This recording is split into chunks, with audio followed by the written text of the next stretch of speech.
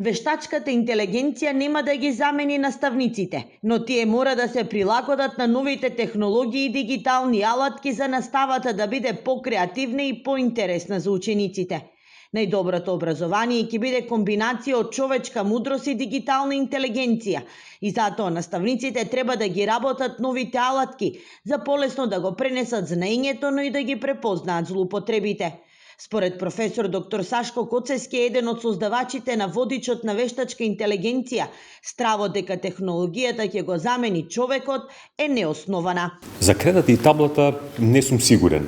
Меѓутоа, наставникот, односно учителот и професорот, за кој што практично ние имаме ден кој што го прославуваме, сметам дека не, доколку и наставникот и професорот се адаптираат и се развиваат согласно со новите технологии и со новото време.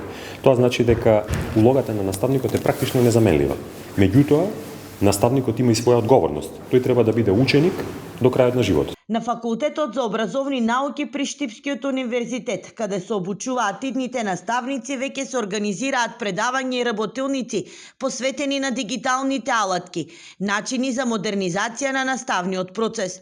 Современото образование, според експертите, не може да се замисли без технологија, но никогаш во целост нема да ја замени човечката креативност и интеракција.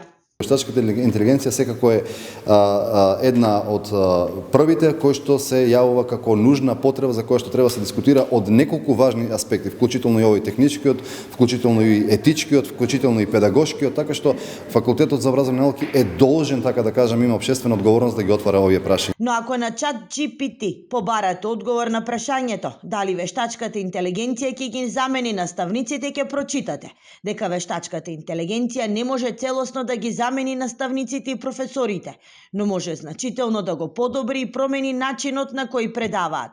А тоа е поради емоционална интелигенција и емпатија, како и воспитната улога што ја има самиот наставник.